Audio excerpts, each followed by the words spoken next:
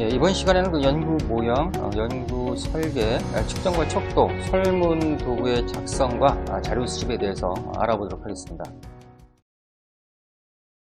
자, 먼저 연구 모형에 대해서 알아보도록 하겠습니다. 자, 일단 모형이라고 하면은요, 어떤 그 실제 현실에도 축약된 표현이라고 얘기를 할 수가 있겠습니다. 우리가 그 연구를 한다라고 한다면 인과관계에 있어서 사실 그 모든 사회적인 현상을 다 염두에 두고 연구를 하기는 쉽지가 않을 겁니다. 어떤 경우에는 불가능할 수 있겠죠. 자, 그래서 연구 모형을 이제 만드는데요. 자, 이런 연구 모형은 인과관계에서 연구 모형은 연구 가설로 이루어진 도식적인 틀이다라고 얘기를 할 수가 있겠습니다. 그래서 한마디로 얘기하면 연구 모형이란 건 연구자가 만든 연구 가설을 모아서 하나의 그림으로 나타내면 그것이 연구 모형이 된다라고 얘기를 할 수가 있겠습니다. 개념적 틀이라는 것도 있는데요. 개념적 틀은 연구 모형을 만들기 이전에 좀 이렇게 연구 모형의 일종인데 모형보다는 다소 좀 설명적인 특색을 갖는 모형이다라고 보시면 되고요. 여러분들은 그냥 연구 모형, 즉 아까 얘기한 것처럼 인과관계 연구 모형은 연구 가설로 모아서 만든 도식화된 틀이다라고 생각하시면 되겠습니다. 자, 보시는 그 그림을 보시면 연구 모형이 그림이 있는데 여기 불평 환경과 상담의 효과성, 종업원 서비스 상담 효과성이 있는데 그러니까 이제 불편 환경이 상담의 효과성에 영향을 미칠 것이다. 또는 종업원 서비스가 상담의 효과성에 영향을 미칠 것이다. 상담의 효과성이 불평 처리 프로세스 품질에 영향을 미칠 것이다. 이게 하나 다 가설이거든요. 이 가설을 모아서 그림으로 나타내면 연구 모형을 나타낼 수가 있겠습니다. 자, 연구 설계에 대해서 알아보도록 하겠습니다. 뭔가를 이제 시작을 하려고 한다면 어떤 계획을 세워야 되겠죠. 계획을 세우고 설계를 하게 되는데 이러한 그 제기된 문제, 연구를 위해서 제기된 문제에 대해서 해결 방안을 제시하는 데 필요한 전반적인 계획, 구조를 우리가 연구 설계라고 얘기를 할 수가 있겠죠. 자, 그래서 연구 설계는 자료의 수집, 측정, 분석 등에 관한 일련의 그런 과정을 우리가 청사진으로 제시한 것이다 라고 얘기를 할 수가 있겠습니다. 자, 연구 설계 순서는 일단은 우리가 연구를 하고자 한다면 연구 주제에 대한 탐색이 필요하겠죠. 네, 탐색이 필요하고 그 다음에 대상, 그 다음에 우리가 연구를 하려고 하고 이제 연구 모형을 만들려면 그 연구에 대한 그 구성 개념들이 필요하겠죠. 그리고 이 구성 개념들 간의 인과관계를 따지는데 그게 이제 가설이 되겠죠. 자, 그래서 우리가 요인과 연구 모형을 설계를 하게 되고요. 그 다음에 그것을 우리가 측정을 이제 하려고 한다면 설문지를 가지고 하려고 한다면 그 요인별로 우리가 측정할 수 있는 측정 변수들, 즉 조작 측정에 의한 변수들을 발견을 하고 그것을 통해서 어떤 분석 기법을 쓸 것이다 라고 생각을 해야 될 것입니다. 그 다음에 이제 모집단, 연구자가 관심을 갖는 모집단에서 표본을 추출을 하고 그 다음에 추출하는 방법들을 생각을 해야 되겠죠. 그 다음에 그를 대상으로 이제 설문지를 작성해서 배포를 하고 그 다음에 자료를 수집하고 분석한 결과를 우리가 분석을 해서 자료 분석을 해서 결과를 해석을 하고 그 다음에 결론을 도출을 하겠죠. 이것이 이제 연구 설계 순서다라고 말씀을 드릴 수가 있겠습니다. 자, 연구 설계 형태를 우리가 그 모집단의 어떤 접촉 횟수에 의한 분류 방법으로 우리가 횡단적 연구, 전후 연구, 종단적 연구로 나눌 수가 있고요. 횡단적 연구는 한 번, 원샷 연구라고 얘기를 하죠. 그래서 한번 이제 모집단과 어떤 그 대상을 우리가 접촉을 해서 데이터를 수집을 하는 방법을 얘기를 하는 것이고요. 전후 연구는 우리가 전후죠. 그 두 번의 시점에서 우리가 데이터를 수집을 해서 그 변화가 있는지를 발견하는 것이죠. 그래서 우리가 뭐 쌍표모 T 검정을 분석 방법을 사용할 수가 있고요. 종단적 연구라는 것은 장기간의 기간을 두고요. 그 다음에 그 기간에 따라 예를 들어서 뭐 5년이다라고 한다면 1년마다 이렇게 우리가 측정을 해서 어떤 변화, 우리가 조사 대상에 대한 변화, 패턴을 파악하기 위한 연구라고 얘기를 하면 되고요. 그래서 우리가 이걸 시계열 연구라고 보통 얘기를 하고, 만약 시계열 연구 중에서 패널 중심으로 데이터가 수집이 된다면 우리가 패널 분석이라는 말을 쓰기도 하죠. 자, 그 다음에 우리가 실험 설계의 종류를 우리가 변수의 조작 가능성에 대한 분류로서 우리가 또 할 수가 있는데요. 원시 실험 설계, 순수 실험 설계, 유사 실험 설계, 사후 설계 이렇게 나눌 수가 있겠습니다. 원시 실험 설계는요, 그냥 어떤 통제가 이루어지지 않습니다. 외생 변수에 대한 통제가 거의 뭐 이루어지지 않는 그냥 그러한 그 실험을 우리가 보통 얘기를 하고요. 우리가 탐색적 조사에 많이 쓰고, 뭐 예를 들면은 우리가 그 뭐 예전에 뭐 조이족이라는 뭐 부족, 뭐 원시 부족이 있다라고 한다면 그 원시 부족에 대한 생활상을 조사하겠다라고 한다면 그냥 관찰만 하는 거죠. 그래서 거기에 대해서 어떤 그 사람들의 어떤 외생 변수가 일어나는 것들을 우리가 통제하지 못하는 그러한 상황이 되겠습니다. 그래서 우리가 이 원시 실험 설계에서는요, 가설 검정 이런 것들보다는 문제의 도출이나 실험 설계를 우리가 수행하기 전에 탐색 조사에 많이 사용이 됩니다. 순수 실험 설계는요, 이거는 이제 독립 변수, 종속 변수 간의 순수한 인과관계를 밝히기 위해서 우리가 하는 것이죠. 그래서 우리가 연구자가 완벽하게 통제를 하는 겁니다. 그래서 그 독립 변수와 종속 변수와 순수한 인과관계를 보기 위해서 우리가 여기에 영향을 미치는 다른 변수들은 제3의 변수들은 전부 다 통제가 된 상태에서 본다고 볼 수가 있겠죠. 그래서 우리가 실험실에서 이루어지는 설계라고 보시면 되고요. 주로 학문적 조사에서 많이 이용되죠. 자, 유사실험 설계는요, 이거 실험적인 상황이 아니에요. 아니지만은 실험상과 유사한 효과를 얻기 위해서 노력을 하는 실험이다라고 보시면 되고요. 우리가 가급적이면 독립 변수들에 대해서 우리가 조절을 하고 통제를 하려고 하죠. 근데 이제 순수 실험 설계보다는 좀 통제력이 좀 약할 수가 있겠습니다. 뭐 예를 들면 우리가 뭐 뭔가요? 다이어트 프로그램의 어떤 또는 약이라든지 프로그램을 갖다가 우리가 그 조사를 한다.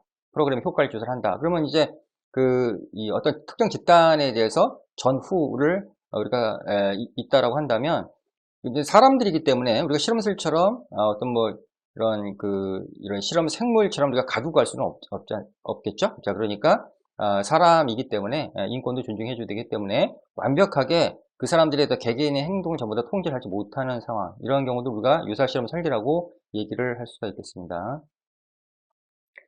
우리가 사후 설계라는 거는요, 우리가 비실험 설계죠. 이건 이제 독립 변수를 추적할 수 없는 어떠한 그 이벤트나 사건에 노출된 상태에서 연구가 이루어진 경우이기 때문에 우리가 독립 변수를 전혀 조작할 수 없는 상황이 되겠습니다. 그래서 인과관계를 밝힐 수가 없다라고 얘기는 해요. 그런가 하면 너무나 많은 우리가 외생 변수들이 우리가 있기 때문에 그렇지만 그래서 뭐 이 인과관계를 밝힐 수가 없고 단순히 뭐 상관관계를 밝힐 수밖에 없다라고 하지만 실제로는 우리가 이런 인과관계를 밝히고 있죠. 우리가 하고 있는 사회과학 쪽에서 하고 있는 이런 원샷 연구들의 대부분들은 전부 다 뭐 사후 설계인 경우들이 많죠. 자, 보시는 표는 그 실험 설계도 구분 기준인데, 우리가 그 원시 실험 설계, 순수 실험 설계, 유사 실험 설계에서, 실험 변수의 노출 시기와 대상, 실험 결과의 측정 시기와 대상, 대상의 선정의 무작위와 이런 것도 보게 되면, 원시 실험 설계는 전혀 뭐 통제가 안 되는 상태라고 보시면 되고요. 순수 실험 설계는 실험실에서 하는 거기 때문에 통제가 다 가능하고, 유사 실험 설계는 뭐 일부만, 우리가 통제가 되고 일부는 통제가 안 되는, 그러한 상황을 보실 수가 있겠습니다. 자, 연구 목적에 의한 분류가 있는데요. 우리가 그 탐색적 연구, 기술 연구, 인과관계 연구가 있습니다. 이 세 가지가 있는데, 일단 하나씩 보도록 하겠습니다. 먼저 이 탐색적 연구는요, 그냥 일종의 예비 연구입니다. 그래서 우리가 실험이나 변수를 확정하기 어려운 경우에 탐색적으로 그것을 알아내기 위해서 하는 연구 설계라고 보시면 되고요. 자, 그래서 우리가 문헌 연구나 경험조사, 예비조사, 사전조사 등이 포함이 되고 있습니다. 그러니까 만약에 예를 들어서 우리가 뭐 이런 걸 한번 가정을 한번 해보도록 할게요. 뭐 청도소 싸움.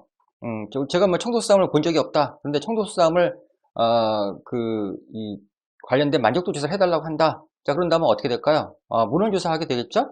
또는 문헌조사에는, 인터넷 조사도 문헌조사에 들어갑니다. 또는 가서 내가, 뭐 이렇게 청도소 싸움을 경험하기도 하고요. 또는 사전조사, 예비조사. 자, 사전조사, 예비조사를 통해서. 이번에 사전조사, 예비조사는 우리가 척도를 만들기 위해서 하는 조사라는 거 전에 한번 말씀드렸던 것 같습니다. 그래서 우리가 예비조사는 파일럿 테스트라고 얘기를 하고, 파일럿 테스트는 어떤 경우에 쓰죠? 우리가 설문 도구를 만들기 위해서 필드에 가서 설문 도구에 이용될 수 있는 요인과 측정 변수들을 우리가 알아내오는 걸 우리가 예비조사라고 얘기를 하죠. 자, 그래서 우리가 그걸 가지고 뭘 만든다 그랬죠? 예, 가설문지를 만든다 그랬었죠. 그래서 거기까지가 예비조사가 되고요. 사전조사는요, 이 가설문지를 본설문지를 쓸 수가 없기 때문에 가설문지를 가지고 우리가 이 데이터를 수집을 하고 실제로 데이터 분석을 통해서 타당성과 신뢰성, 변수들의 타당성, 신뢰성을 조사를 하고, 즉 그 척도의 정화를 어느 정도 하죠. 하고 난 다음에 우리가 아닌 그런 측정 문항도 좀 버리고 해서 본설 문제를 만드는 것까지가 사전조사가 되죠. 그래서 거기까지를 우리가 이런 그 탐색적 조사가 이런 문헌조사, 경험조사, 예비조사, 사전조사 등을 포함하고 있습니다. 자, 기술조사가 있습니다. 기술연구죠. 기술연구. 이건 뭔가 하면 연구 주제에 누가 언제, 무엇을 어떻게 등에 대해서 알고자 하는 목적이 있는데, 이거는 이제 그 탐색 연구보다는 훨씬 더 수준이 좀 높고요. 우리가 탐색 연구에서는 뭐 이렇게 가설 검정 이런 것들이, 설문조사 이런 것들이 조금 좀 부족하지만 기술연구소부터는 이제 설문조사와 가설이 이용이 되고 그 데이터에 대한 형태, 그것을 알려주마. 그것이 바로 이 기술 연구가 되겠습니다. 데이터에 대한 그 평균, 분산, 표준 편차, 그 다음에 그 데이터에 대한 형태, 분포 이런 것들을 알려주는 것이 기술 연구라고 보시면 되고요. 인과관계 연구는 이게 이제 본격적인 우리가 사회과학 쪽에서의 본격적인 예측을 위한 연구가 되겠죠. 자, 그래서 연구의 핵심 현상을 구성하고 있는 변수와 변수 간의 관계를 과학적으로 밝히는 경우에 사용되고요. 그 다음에 그 인과관계 연구에서는 이러한 그 독립변수가 종속변수에 미치는 영향력, 그 원인을 조사하는 데 이용이 되고 설문조사와 가설이 이용이 되겠습니다. 그래서 대부분의 사회과학 연구에서 하는 연구는 대부분 다 인과관계 연구라고 보시면 되겠습니다. 인과관계 연구를 위해서 사용되는 데이터 분석들이 있죠. 예, 회귀 분석이 있고요. 구조방정식 모형이 있고요. 자, 측정과 척도에 대해서 알아보도록 할게요. 자, 측정이라고 하면 뭐죠? 예, 일단은 수치를 부여한다. 보시면 되겠습니다. 자, 몽당연필이 있다. 자, 몽당연필이 어떤 자를 갖다 댄다. 자, 그러면 뭐죠? 수치를 읽기 위한 것이죠. 그래서 측정은 수치를 부여하는 것이라고 얘기를 할 수가 있습니다. 그래서 자료를 얻기 위해서 관찰 대상에 대해서 내재한 성질을 파악하는 기술, 규칙에 따라 관찰 대상에 대해서 기술적으로 수치를 부여하는 것. 그래서 다른 건 뭐 잊어버리시더라도 수치를 부여한다고 하시면 뭐 측정에 대한 정의가 맞고요. 측정의 목적은 연구자가 분석하는 형식으로 우리가 그 사건이나 경험적인 사건의 특성을 그 연구자가 분석하는 형식으로 전환시키기 위해서 이제 하는 거죠. 뭐 예를 들어서 사람의 마음, 측정하기가 어렵죠. 그렇지만 어때요? 연구자들은 사람의 마음을 측정을 하기 위해서 우리가 그 뭐 5점 척도를 쓴다든지 비율 척도를 쓴다든지 그런 척도의 방법들을 계속 개발을 하고 있죠. 개발하고 조사를 하고 있죠. 자, 그렇다면 측정의 절차는 어떻게 이루어지느냐? 자, 일단은 뭐 현상 개별적 분리라고 되어 있는데요. 현상 개별적 분리는 뭐 딴 게 아니라 우리가 이러한 그 서현상은 굉장히 많기 때문에 연구자가 알고자 하는 그런 현상을 갖다가 일부 이렇게 추출한다고 보시면 되고요. 그것을 연구하기 위해서 관심 있는 구성 개념, 즉 요인을 개발을 하고 그 다음에 요인은 직접적으로 측정이 불가능하니까 우리가 요인을 측정 가능한 변수로 나타내는 걸 우리가 뭐라 그러죠? 변수의 조작적 정의라고 얘기를 하죠. 자, 그 다음에 그 변수들을 추출해내면은 그 변수들을 어떻게 어떠한 척도를 사용할 것이냐. 척도는 우리가 뒤에 가면 이제 배울 건데 우리가 그 네 가지 척도들이 있죠. 그래서 이걸 뭐 등간 척도를 할 것이냐, 비율 척도를 할 것이냐, 또는 명목 척도를 할 것이냐, 서열 척도를 할 것이냐. 그래서 척도를 정하고 측정을 하고요. 그 다음에 그것들을 이제 타당성과 신뢰성이 어떤 기준을 두고 척도를 평가를 하게 되죠. 근데 척도의 평가가 우리가 타당성과 신뢰성에 문제가 조금 있다. 그 경우에는 우리가 다시 피드백해서 변수의 주작적 정의가 잘못됐다고 생각을 하고 다시 변수의 주작적 정의를 다시 해서 이렇게 순환적인 구조로 가면 되겠죠.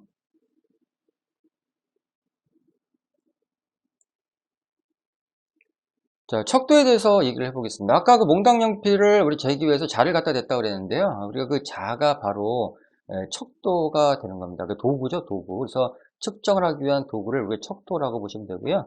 그래서 우리가 그 일정한 규칙을 가지고 관찰 대상을 측정하기 위해서 속성에 대한 일련의 기호, 숫자로 나타내는 도구를 척도라고 얘기를 합니다. 그래서 질적인 자리를 양적인 자리로 전환시켜주는 도구. 그러니까 사람의 마음은 우리가 그 질적인 자료잖아요. 근데 그것을 어떻게 해요? 양적인 자료로 전환시키려고 우리가 도구를 이용을 하는 거죠. 척도라는 도구를 이용하는 거죠. 그리고 척도의 특성에 따라 통계 분석의 기법도 달라질 수가 있습니다. 그럼 예를 들어서 뭐 이렇게 뭐 남자 여자 어떤 뭐 명목으로 되어 있을 경우에 데이터 분석이 달라질 수가 있고 그 다음에 데이터가 또는 뭐 등간 척도 비율 척도에 있어서 우리가 또 데이터 분석이 달라질 수 있다. 기법이 달라질 수 있다. 뭐 그렇게 보시면 되겠습니다. 자, 그럼 척도는 어떠한 것들이 있느냐? 분류를 해보면 명목 척도, 서열 척도, 등간 비율 척도 이 네 가지가 있습니다. 명목 척도는 단지 구분만 하는 거죠. 뭐 남자, 여자, A반, B반, 그 다음에 뭐 생활 수준의 상중하, 명목 척도가 되겠고요. 그래서 단지 카테고리화해서 구별하는 척도다라고 보시면 되고, 서열 척도는 뭐 순서적인 것이 있죠. 그래서 뭐 예를 들어서 뭐랄까 뭐 좋아하는 자동차, 차종, 뭐 BMW, 뭐 람보르기니, 뭐 아우디, 뭐 순서를 대시오라고 한다면 그 순서를 나열한다면 그것이 이제 서열 척도가 될 것이고요. 양적인 의미가 그다음에 그 수치는 양적인 의미가 없다라고 얘기를 하는 거죠. 그래서 이 양적인 의미는 뭐 1번 뭐, 2번 뭐, 3번 뭐, 그럼 1, 2, 3 이런 것들이 양적인 의미는 없다는 겁니다. 마찬가지로 명목 척도도 그건 마찬가지예요. 1번 남자가 1번, 여자가 2번 뭐 이런 수치는 뭐 양적인 의미는 없는 거죠. 자, 등간척도, 등간척도. 요거는, 등간척도는 뭐죠? 등간격. 그러니까, 그 관찰치가 지닌 그 속성의 차이를 의도적으로 양적인 차이로 측정을 하는데, 그 간격을, 균일한 간격을 두고 분할해서 측정하는 척도. 그럼 예를 들어서 여러분들이 잘 알고 있는, 만약에 학교 식당에 대해서 만족하십니까? 1, 전혀 아니다. 2, 아니다. 3, 보통이다. 4, 그렇다. 5, 매우 그렇다. 1, 2, 3, 4, 5. 이렇게 했죠? 이게 바로 등간척도가 되고요. 5개로 물어봤으면 5점 척도가 되고요. 7개로 물어봤으면 7점 척도가 되겠습니다. 자, 비율 척도는 뭘까요? 자, 비율 척도는요, 우리가 블랭크라고 보시면 돼요. 블랭크. 그죠? 예를 들어서 뭐, 귀하의 월 수입은, 지난 월 수입은, 귀하의 뭐, IQ는, 귀하의 키는, 뭐 이런 것들, 이런 것들이 전부 다 비율 척도인데, 우리가 좀 정의를 내리면, 그 척도들의 특수성에 비율 개념이 첨가된 척도. 그렇죠? 그 다음에 이제 관찰치의 속성을 양적 차이로 표현하고 있는 척도를 비율 척도라고 얘기를 합니다. 자, 그래서 이러한 그 척도가 네 가지가 있는데 그 네 가지의 척도에 따라서 우리가 아까 얘기한 것처럼 통계 분석 기법들이 달라질 수 있고요. 그래서 명목 척도, 서열 척도에서는 통계 분석 기법들이 좀 한정되어 있는 편이고요. 그 다음에 등간 비율 척도로 가게 되면은 우리가 명목이나 서열 척도에서 우리가 그 활용할 수 있는 척도 분석할 수 있는 그 분석 기법의 기회가 더 많다라고 말씀을 드릴 수가 있겠습니다. 그럼 뒤에 가서 제가 말씀드리도록 할게요. 자, 네 가지 척도의 정보 특성이라고 있는데요. 일단은 명목 척도, 서열 척도, 등간 비율 척도 있습니다. 자, 그래서 명목 척도와 서열 척도는요, 일단 묶게 되면은 이 두 개는 우리가 그 질적인 척도라고 얘기를 합니다. 질적인 척도, 등간과 비율 척도는 양적인 척도라고 얘기를 하고요. 자, 그리고 일단 하나씩 보도록 하겠습니다. 자, 명목 척도는요, 단지 뭐 범위, 순위, 등간격, 절대형의 정보적 특성 중에서 범위밖에 갖지 못합니다. 범위밖에 갖지 못하고요. 그러니까 이제 단지 아까 말씀드렸던 것처럼 뭐 남자, 여자, 뭐 A반과 B반, 그 다음에 뭐 생활 수준의 상중하 이 정도까지밖에 구별밖에 안 된다는 얘기죠. 서열 척도는요, 우리가 뭐 귀하가 좋아하는 자동차는 뭐 1번 람보르기니, 2번 뭐 아우디, 3번 벤츠 뭐 이렇게 했을 때 우리가 이런 이 순위적인 정보도 있지만은 우리가 람보르기니를 좋아하는 사람, BMW를 좋아하는 사람, 아우디를 좋아하는 사람 이렇게 해서 범주화도 가능하다는 얘기죠. 그래서 우리가 범주와 순위의 정보를 갖고 있다고 얘기를 할 수 있고요. 등간 척도는요, 우리가 그 범주, 순위, 등간격은 물론이고 범주와 순위의 정보를 갖는다는 얘기죠. 아까 얘기한 것처럼 학교 식당의 만족도 조사에서 학교 식당에 대해서 만족하십니까? 라고 한다면 1. 전혀 아니다. 2. 아니다. 3. 보통은 4. 그렇다. 5. 매우 그렇다. 이렇게. 자, 그러면 등간격이 의미가 되지만 우리가 순위를 봤을 때는요. 매우 그렇다가 뭐 1등. 그렇죠? 그 다음에 전혀 아니다. 꼴찌. 뭐 이렇게 순위도 정할 수도 있고요. 범주화를 한다면 뭐 등간 척도를 만약에 이 사람들의 어떤 평균값이 뭐 3.0이다 라고 한다면 3.0 이상, 3.0 이하 뭐 이렇게 해가지고 범주화도 가능하다라는 얘기죠. 자, 비율 척도는 그죠? 범주, 순위, 등간격 모든 우리가 이 정보를 다 갖고 있고요. 절대 0의 개념이 있습니다. 절대 0이라는 것은 그냥 0이죠. 그러니까 예를 들어서 귀하가 지난 한 달 동안 벌어들인 수입은 내가 아무것도 못 벌었다. 그럼 0이고요. 귀하가 지난 우리가 시험에서 봤던 성적은 내가 뭐 결실을 했거나 우리가 시험을 보지 못했 잘 못 봤다. 많이 틀렸다. 뭐 빵점 맞았다. 그럼 0이라는 개념이 있는 거죠. 자, 그래서 여러분들이 보게 되면 척도를 우리가 선정을 할 때, 우리가 설문지에서 척도를 선정을 할 때, 우리가 이런 명목적이나 서열적인 것보다는 근간이나 비율 척도에 관련된 정보를 주면은 우리가 더 많은 우리가 정보적 특성을 이용해서 데이터를 분석할 수 있다는 것을 알고 있겠습니다. 우리가 인구 통계학적인 특성에서 우리가 필요하다면 명목 척도는 또 필요한 대로 또 우리가 또 얻어야 되겠죠. 자, 그래서 명목 척도와 서열 척도로 측정된 자료, 우리 질적 자료라고 얘기를 하고요. 이건 이제 비모스 통계 기법을 사용한다라고 얘기를 하고요. 비모스 통계 기법은 우리가 이 모수가 정규 분포가 하기가 어려운 경우에 이제 하게 되죠. 등간과 비율 척도로 측정된 자료는 양적 자료라고 얘기를 하고요. 모수 통계 기법을 쓴다고 하는데 이건 우리가 데이터 분포를 정규 분포를 입을 수 있는 경우를 우리가 단순하게 그냥 그렇게 생각하시면 될 것 같습니다.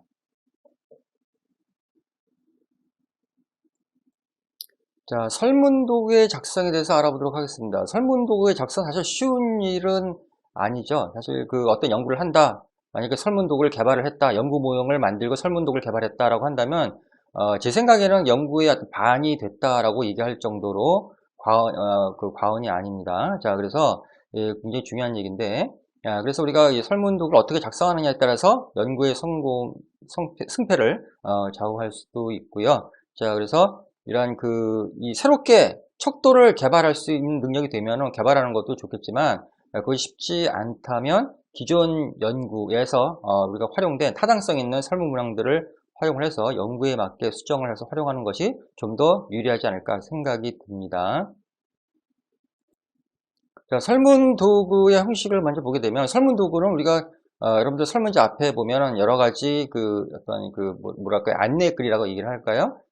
그리고 뭐 조사의 목적도 있고 그 다음에 비밀 보장, 뭐 익명성을 강조한다, 뭐 이런 내용들을 여러분들이 보신 적이 있을 겁니다. 이런 것을 우리가 뭐라 그러냐면 설문지 표지 편지, 그래서 우리가 커버링 레터라고 합니다. 이 커버링 레터의 기능은요, 연구를 하고자 하는 우리가 조사 목적, 그 다음에 연구 주체가 어디고 연기권이 어디고, 그 다음에 가장 중요한 게 뭔가면은 비밀 보장과 익명성이죠. 왜 그럴까요? 설문을 잘 받기 위해서 상대방의 어떠한 이런 물어보는 질문 사항에 대해서 거부감을 없애기 위해서 이제 하는 기능이라고 보시면 되겠습니다. 자, 그래서 그 커버링 레터의 작성도 나름대로 중요하다라고 말씀을 드릴 수가 있겠습니다. 자, 좋은 설문지라고 하면 어떤 걸까요? 일단은 그 설문지의 연구자의 의도를 좀 숨기는 게 좋습니다. 그런가 하면 상대가 그 연구자의 의도를 알게 되면은요, 우리가 또 이 연구에 방해되는 우리가 답변들을 할 가능성이 있기 때문에 그렇죠. 그리고 설문 도구들은요, 일단 내적 타당성이 갖춰야 되고요. 그 다음에 충분한 이론적 연구도 필요하고 적당량의 문항에서 쉬운 단어. 문항이 너무 많으면은요, 설문을 응답을 해주는 사람들이 우리 피곤해 하고요. 심지어 기피하는 경향도 있고요. 그 다음에 뭐 하더라도 우리가 성의 없이 그냥 막 하는 경우들도 있겠죠. 만약에 막 그렇게 자료를 우리가 정확한 자료를 수집을 해야 되는데 우리가 어떤 피로감에 의해서 엉터리게 답변을 하게 된다면 이거 쉽지 않겠죠. 단어도 쉬운 단어를 쓰셔야 됩니다. 쉬운 단어, 너무 어려운 단어를 쓰게 되면 상대방이 이해를 하기 어렵기 때문에 쉬운 단어를 쓰셔야 되고요. 자, 그 다음에 부드러운 시작과 끝, 친절하게 해야 되고요.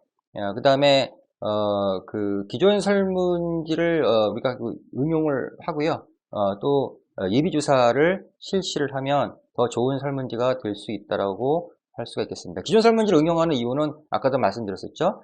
기존 설문지들이 타당성과 신뢰성이 높은 연구이라는 걸 전제로 해서 기존 설문지를 쓰게 되면 그런 부분들은 조금 우리가 활용을 할 수가 있겠죠. 좀 유리할 수가 있겠죠. 예비조사를 실시한다는 것은 우리가 그 설문지를 우리가 본조사를 우리가 하기 전에 예비조사 실시를 통해서 우리가 이 설문지의 타당성과 신뢰성을 좀 높이는 작업이다라고 보시면 되겠습니다.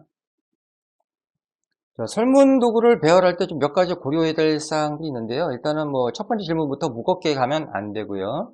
그리고 인구 통계학적인 질문 같은 경우들은 좀 개인들이 민감하게 생각할 수 있기 때문에 이것은 이제 마지막에 위치를 하는 것이 좋겠습니다. 자, 그 다음에 이제 질문 항목들 간의 관계를 고려를 해야 되는데, 그래서 앞에 있는 질문이 뒤에 있는 질문에 문항에 영향을 미친다면 문제가 될 수 있겠죠. 뭐 예를 들어서 뭐 세무 의식에 대해서, 그러니까 조세 의식에 대해서, 그러니까 물어보는 설문 문항이라고 한다면, 뭐, 예를 들어서, 뭐, 뭐라 그럴까요?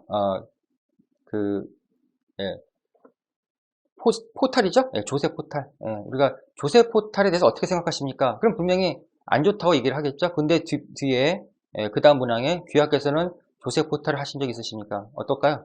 예, 제대로 된 답변을 얻기가 어렵겠죠? 예. 자, 그 다음에 응답자의 응답 내용에 따라서 다음 질문을 대답하지 않고 넘어가는 경우 어떤 질문을 가는지 명확히 표시한다. 이건 이제 스킵하는 질문 문항들이 되겠습니다. 뭐 예를 들어서 교학께서는 지난 한 달간 우리가 그 일을 하신 적 있으십니까? 그렇죠? 그래서 뭐 예, 아니요. 그러면은 예 그랬으면은 얼마를 버셨습니까? 몇 번 문항으로 가시오? 아니요 그랬으면은 예, 그러면 이제 몇 번 문항으로 가시오? 이렇게 스킵하는 것하고 그 다음에 그 안내가 명확히 해야 된다는 얘기가 되겠죠. 자, 그 다음에 이제 우리가 질문은 쉬운 질문서부터 어려운 질문으로 가는 것이 좋고 상호 관련 있는 질문들을 모아서 한다. 그럼 이건 뭔가 하면 요인별 문항 배치라고 보시면 되겠습니다. 뭐 음식 요인에 관련된 거면 음식 요인에 관련된 질문 문항, 음식의 맛, 양, 질, 뭐 이렇게 물어본다든지 이렇게 물어보라는 거죠. 자, 그 다음에 뭐 질문지를 배치하는 방식은 뭐 깔때기형 배열, 역깔때기형 배열. 깔때기형 배열은 깔때기 위가 크죠. 그래서 브로드하게 물어보다가 이제 내로하게 좁게 물어보는 것을 깔때기형. 역깔때기형은 그 반대가 되겠죠. 내로하게 물어보다가 브로드하게 물어보는 방식이 되겠습니다. 예, 이거 조건부 질문이죠. 아까 얘기한 것처럼 스킵하는 거. 자, 그래서 규칙적인 운동을 뭐 하고 계십니까? 뭐 예, 아니요. 뭐 예라고 했으면 2번 문항으로 가시오. 아니요, 3번 문항으로 가시오. 이렇게 조건부 질문의 예시, 스킵하는 그런 문항이 되겠습니다. 자, 응답을 잘 받기 위해서는 어떻게 해야 될까요? 예, 일단은 간단 명료한 단어들을 활용하시는 게 좋고요. 쉬운 문항, 아까 이거 말씀드렸었고. 그 다음에 만약에 다지선다형, 예, 그러니까 이걸 폐쇄형 질문이라고 얘기를 하잖아요. 그렇죠? 개방형 질문은 이렇게 블랭크만 두고 거기다 자기가 채우는 거지만 이런 모든 그 응답의 것들이 다 들어가는 다지선다형 질문에서는요. 가능한 한 모든 응답을 가능할 수 있도록 보기를 다 주셔야 돼요. 근데 만약에 그것이 불가능할 경우에는 맨 마지막에 뭐 기타 하고 뭐 가로를 친다든지 해서 이런 그 응답이 정확히 나올 수 있도록 해야 됩니다. 자, 그 다음 응답 항목들 간의 내용을 중복돼서는 안 되고 이중 질문하면 안 된다는 얘기죠. 예를 들어서 뭐 학교 식당에서 밥을 먹는데 학교 식당의 음식은 맛이 있고 양이 많습니까? 뭐 이렇게 두 가지로 물어보면 안 된다는 얘기입니다. 자, 그 다음에 이 가정을 하면 안 된다는 얘기죠. 뭐 이렇게 교사자의 의미로 응답지든 가정을 하면 안 된다. 귀하께서 뭐만 하신다 하면 이런 식으로 하지 말라는 거죠. 자, 유도 질문하지 말아라 라고 하고 있습니다. 유도 질문. 자, 뭐 예를 들면은 그러니까 이거는 뭔가면 우리가 그 연구자가 원하는 답을 얻기 위해서 하는 그러한 그 건데요. 예, 별로 좋은 게 아니죠. 유도 질문. 뭐 예를 들어 가지고 뭐 어떤 뭐 그 뭐라 그럴까요? 국가 어떤 그 치수 사업 한다고 할까요? 치수 사업. 예, 특정 뭐 치수 사업을 하면 예를 들어서 설문제 이러한 치수 사업을 하면은 뭐 이렇게 뭐 경제가 더 발전되고 사람들의 어떤 그 생활 복지 시설도 늘어나고 뭐 여가도 즐길 수 있고 그 다음에 홍수도 예방할 수가 있습니다. 교학께서는 이런 취소 사업에 대해서 어떻게 생각하십니까? 그러면 좋게 생각한다고 얘기를 할 수밖에 없죠. 그래서 유도 질문은 하면 안 되고요. 너무 지나치게 자세한 응답을 요구해서는 안 됩니다. 안 되고 자 신뢰가 되겠죠? 그 다음에 대답하기 곤란한 질문은 간접적으로 물어보는 것이죠. 뭐 예를 들어서 뭐 학생들, 뭐 고등학생들한테 반에 들어가서 뭐 흡연에 대해서 뭐 우리가 사회 문제를 뭐 물어보려고 한다. 그래서 반에 들어가서 학생들한테 뭐 예를 들어서 뭐 여기서 흡연하고 있는 사람 손 들어보세요. 그러면 아무도 안 들죠. 그런데 친구가 흡연하는 거 보시는 사람 손 들어보세요. 그러면 뭐 다 들고 막 그러잖아요. 그러니까 이런 그 대답하기 곤란한 질문을 간접적으로 물어보고요.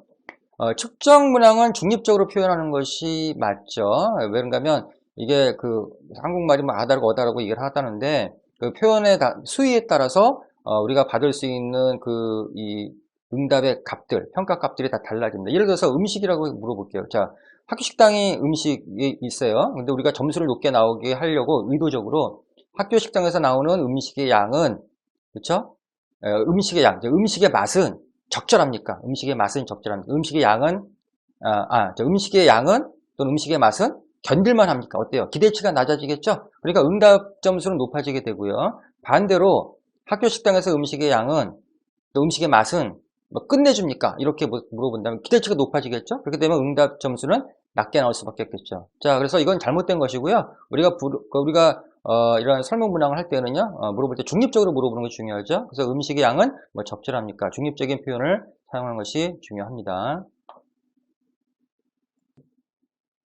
자, 판단 유보의 범주라고 들어보셨나요? 예, 판단 유보의 범주와 사전조사. 자, 판단 유보의 범주라는 건요, 응답자한테 물어봤을 때 응답자들이 뭐 그 답변에 대해서 뭐 그저 그렇다, 보통이다, 뭐 잘 모르겠다.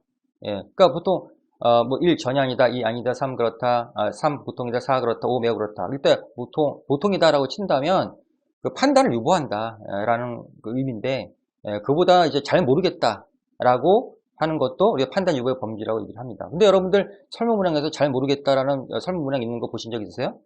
예, 보신 적도 아마 있을 겁니다. 만약에 잘 모르겠다라는 그 설문문항이 있는 거라면요, 그 설문지 자체가 본조사가 아니라 사전조사일 가능성이 큽니다. 그래서 우리가 사전조사를 통해서 만약에 1 전혀 아니다, 2 아니다, 3 보통이다, 4 그렇다, 5 매우 그렇다, 6 잘 모르겠다 라고 썼다면, 만약에 특정 문항이 잘 모르겠다는 응답이 많으면 그 설문문항은 우리가 좋은 문항이 아니죠. 자, 그래서 그 설문문항을 본조사 문항에서는 제거를 하게 되겠습니다. 자, 그렇다면 왜 사람들은 이렇게 판단 유보를 하는 걸까요? 분명히 이유가 있을 건데 몇 가지로 이렇게 보게 되면 우리가 질문의 의미를 잘 모를 때, 그 다음에 판단이 서지 않을 때, 그 다음에 응답이 곤란한 경우, 내가 이러한 응답을 통해서 내가 불이익을 받을 때 그런 경우들이 있다라고 보도합니다. 표본조사에 대해서 알아보도록 하겠습니다. 우리가 그 표본조사라고 하면은 모집단에서부터 표본을 이제 추출하는 조사를 얘기를 하겠는데, 사실 연구자들은 표본에 대해서 관심 있는 게 사실은 아니죠. 원래는 그 연구의 대상이 모집단에 대해서 관심이 있지만은 우리가 경제성 또는 신속성 때문에 우리가 그 전수조사, 즉 그 모집단을 전부 다 조사하지 못하는 거죠. 어쨌든 우리가 표본조사를 해야 되는데, 자, 그럼 모집단에서 표본을 꺼낼 때 어떻게 선택을 해야 될까요? 예, 잘 뽑아야 되겠죠. 예, 잘 뽑아야 된다는 말은 모집단에서 표본을 꺼낼 때 그 꺼낸 표본이 모집단의 특성을 그대로 갖고 왔으면 좋겠다는 뜻이 되겠습니다. 자, 그러기 위해서는 우리가 표본 추출 방법들이 있죠. 자, 그럼 표본 추출 방법에 대해서 하나씩 알아보도록 하겠습니다. 표본 추출 방법에 대해서 알아보기 전에 우리가 표본 오차에 대해서 알아보도록 할게요. 자, 모집단에서 표본을 꺼낼 때 오차가 발생을 하죠. 예, 우리가 뭐라 그러냐면 표본 오차라고 합니다. 그래서 모집단에서 표본을 꺼내기 때문에 오차가 발생하는 것을 피할 수가 없어요. 그래서 그걸 우리가 우연한 오차, 모집단에서 표본을 꺼내기 때문에 어쩔 수 없이 생기는 우연한 오차를 우리가 표본 오차라고 합니다. 자, 그러면 이런 오차를 줄일 수가 없느냐? 예, 표본 오차 같은 경우는 뭐 줄일 수가 있습니다. 즉 어떻게 하면 될까요? 자, 어떻게 하면 될까요? 자, 모집단에서 우리가 표본을 꺼낼 때 표본의 개수, 크기를 크게 하면 크게 할수록 우리가 그 오차를 줄일 수가 있겠죠. 자, 비표본 오차도 있습니다. 우리가 non-sampling error라고 얘기를 하는데, 이 비표본 오차는 표본 오차와 달리 표본의 어떤 선택 과정이나 표본의 성격을 관찰하는 실험 방법의 문제로 인해서 생기는 것들을 얘기를 하는 거죠. 또는 뭐 부적절한 뭐 표본을 선택을 한다든지, 설문지가 부적절하다든지, 뭐 응답 거부가 많다든지, 뭐 입력성에 오류가 있다라든지, 뭐 이런 것들, 다양한 이유들이 있죠. 뭐 체중을 잰다라고 한다면 저울이 고장날 수도 있고요. 그 다음에 체중을 우리가 뭐 66kg 나왔는데 반대편에서 우리가 측정한 사람이 99kg로 볼 수도 있고요. 이 전부 다 우리가 비표본 오차라고 얘기를 할 수가 있겠습니다. 이런 비표본 오차는 표본 오차처럼 n의 개수를 늘린다고 해서 줄어들거나 하질 않죠. 자, 그래서 이 비표본 오차를 우리가 최소화할 수 있도록 우리가 이 표본 추출 설계를 잘 해야 되겠습니다. 자, 표본 추출 방법은요, 크게 확률 표본 추출과 비확률 표본 추출 방법이 있습니다. 그래서 각각에 대해서 우리가 확률 표본 추출, 표본 추출 방법들에 대해서 몇 가지 종류들이 있는데, 그런 것들을 이제 알아야 되겠죠. 자, 확률 표본 추출 방법에는요, 단순 무작위 표본 추출, 체계적 표본 추출, 층화 표본 추출, 군집 표본 추출이 있습니다. 단순 무작위 표본 추출은 그냥 랜덤으로 이제 우리가 표본을 추출한 방법이 되겠죠. 그래서 뭐 난수표를 이용하는 방법도 될 수가 있고요. 체계적 표본 추출은요, 이렇게 생각하시면 돼요. 우리가 전화번호부가 있다. 이 전화번호부를 우리가 표본 프레임이 되겠습니다. 표본을 추출하는 틀이 되겠는데, 우리가 전화번호부 또는 인명부, 그렇죠? 또는 뭐 동창회 명부 이런 것들이 우리가 표본 프레임으로 사용할 수가 있겠습니다. 자, 그러면 어떻게 추출하는 건가 하면, 우리가 그 콜센터라고 할까요? 콜센터에서 만약에 이 사람들한테 전화를 묻는 우리가 그 텔레마케팅 하시는 분들한테 전화를 걸라라고 얘기를 하게 되면은 우리가 예를 들어서 이런 그 표본 표본 프레임을 준 다음에 우리가 그 샘플 프레임을 준 다음에 거기서 예를 들어서 2페이지마다 아무 개씨는 2페이지마다 두 번째 줄, 그렇죠? 또는 아무 개씨는 끝자리가 4페이지마다 네 번째 줄, 이렇게 하게 되면 표본 추출을 하게 되면은 2페이지 두 번째, 12페이지 두 번째, 32페이지, 22페이지 두 번째, 이렇게 우리가 추출을 하게 되겠죠. 그걸 우리가 체계적 표본 추출이라고 보시면 되고요. 층화 표본 추출과 군집 표본 추출은 우리가 한꺼번에 묶어서 우리가 비교 설명하는 경우들이 많이 있습니다. 그리고 사회조사 분석사 시험에서 층화 표본 추출과 군집 표본 추출을 정의하고 비교 이시를 설명하시오, 이렇게 시험이 나오는 경우도 있는데, 자, 일단은 층화 표본 추출은요, 우리가 이 동질적인 특성을 가진 계층으로부터 계층으로 구별을 해서 표본 추출하는 겁니다. 예를 들어서 우리가 생활 수준 상, 중, 하가 있다. 그러면 이제 상그룹, 중그룹, 하그룹이 있다. 그렇죠? 거기서 이제 각 계층이 이제 동질적인데 이 계층에서 이제 상에서 일부, 중에서 일부, 하에서 일부를 뽑아서 전수조사를 하게 되면 그게 바로 층화 표본 추출이라고 얘기를 할 수가 있고요. 군집 표본 추출은 뭔가 하면요, 소집단입니다. 이질적인 특성을 가진 소집단, 다 섞여 있다는 얘기죠. 예를 들어서, 이 동이라 그럴까요? 서울 같은 경우는 무슨 아현동, 북아현동, 그 다음에 연희동, 이런 식의 여러 가지 동들이 있죠. 예. 그런 동들이 전부 다 우리 소집단위로 보는 겁니다. 수많은 동들을 갖다가, 동들 중에서 일부의 이질적인 특성을 지닌 소집단으로 된 이루어진 그룹에서 일부 소집단을 추출합니다. 수출을 해서 우리가 전수조사를 하는 경우를 우리가 군집 표본 추출이라고 얘기를 합니다. 그래서 층화 표본 추출, 군집 표본 추출, 비교해서 시험에, 사회조사 분석사 같은 시험에 많이 나옵니다. 자, 알아두시고요.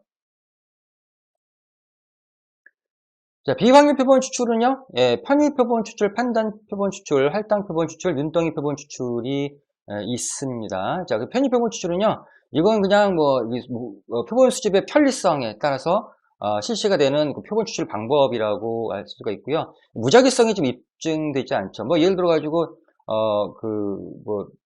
패밀리 레스토랑에 우리가 갔던 사람들, 우리가 경험자를 뽑는다, 설문조사를 받으려고 한다. 근데 길거리에서 지나가는 사람한테 패밀리 레스토랑 가보신 적 있습니까? 물어봐. 아니면 말고, 그죠? 있으면 오라 그러고 이런 식으로 하는 방법을 이렇게 편의 표본 추출이라고 얘기를 할 수가 있고요. 판단 표본 추출은요, 연구자의 어떤 사전 지식에 의해서 이러한 이 연구가 되는 집단이 표본 집단이 어디 가면 있을 것이다, 이렇게 생각을 하고 표본 추출하는 건 경우죠. 예를 들어가지고 아까 노인을 실버타운에 만족도 조사를 한다면 어디에 가야 되죠? 실버타운에 가면 되는 거죠. 그게 바로 판단 표본 추출이라고 얘기를 할 수 있고요. 할당 표본 추출은요, 요거는 일정한 표본 크기를 할당을 해서 표본을 추출하는 방법입니다. 예를 들어서 서울시에 마포구라고 있다고 할게요. 마포구에 구 행정 만족도 조사를 한다. 근데 이제 예를 들어서 거기에 성비를 보면 우리가 남자가 48%, 여성이 52% 있다. 자, 그러면 표본을 1000명을 추출해 달라고 한다. 자, 성비에 따라서 할당 표본 추출해달라고 한다. 그러면 남성을 480명, 여성을 520명 이렇게 추출을 하는 방법을 우리가 할당 표본 추출이라고 얘기를 합니다. 자, 그 다음 눈덩이 표본 추출, 스노우볼 샘플링인데요. 이건 뭔가면 맨 처음에는 우리가 눈덩이를 우리가 뭉쳐 나가면은 그 눈덩이가 점점 커지잖아요. 그런 것처럼 우리가 그 조사하기 힘든, 응답하기 힘든 또는 응답 대상자를 구하기 힘든 경우들에 우리가 눈덩이 표본 추출을 하게 되는데, 뭐 예를 들어서 마약, 그렇죠? 예, 마약 그 중독이신 분들에 대한 이런 뭐 삶의 질 조사를 한다라고 한다면, 예, 우리가 일단은 뭐 병원이든 이런 센터든 가서 한두 사람 소개받을 수가 있겠죠? 예, 그 사람들한테 잘 설득을 해서 우리가 설문지를 받은 다음에 뭐 좋은 말을 해야 되겠죠. 예, 사회적 이러한 그 뭐 여러분들이 어떤 이 나중에 그 재활을 위해서 사회 만족도 조사를 하려고 한다. 뭐 이렇게 좋은 얘기를 한 다음에, 예, 근데 그분들이 분명히 혼자만은 아닐 거예요. 그죠? 그 주변에 당신과 같은 처지의 사람이 있느냐 물어보면 뭐 있다. 몇 명 있냐? 뭐 두세 명 있다. 좀 이렇게 좀 협조를 구해서 하고요. 뭐 계속 또 이렇게 또 오시는 분들한테 똑같은 멘트를 이제 얘기를 하면서 우리가 점점 표본의 개수를 늘려가는 방법, 그런 추출 방법을 눈덩이 표본 추출 방법이라고 얘기를 합니다. 자, 몇 가지 중요한 조사 방법들에 대해서 얘기를 해보도록 하겠습니다. 자, 우편주사법은 어떻게 하는 거죠? 예, 우리가 그 설문지를 우편에다가, 예, 편지 봉투에다가 반송 봉투까지 넣어서 우리가 이 응답을 요구하는 그러한 그 표본한테 이제 보내는 거죠. 그죠? 우리가 응답 대상자한테 보내는 겁니다. 그래서 우리가 쉽게 일단은 우편으로 하는 것이기 때문에 쉽게 접근을 이제 할 수가 있고요. 많은 문항을 물어볼 수도 있고요. 예, 물어볼 수도 있고 원하면 뭐 이렇게 뭐 대통령한테 또 교황한테 뭐 이렇게 보낼 수는 있습니다. 그렇죠? 근데 이제 그 응답을 직접 할지 아닐지 모르죠. 그래서 이런 뭐 대표성이 좀 문제가 될 수가 있고요. 그 다음에 또 중요한 게 뭔가 하면 우편주사법 같은 경우는 응답률이 되게 저조하죠. 그래서 응답을 잘 안 해주는데 우리가 그 사전에 우편주사법을 할 때는 우리가 그 미리 사전에 연락을 해서 좀 독촉을 조금 해야 잘 받을 수가 있겠죠. 근데 이제 응답률이 상당히 낮다는 것이 이렇게 굉장히 단점이고, 그 다음에 대리 작성도 할 수도 있겠죠. 자, 전화조사법 있습니다.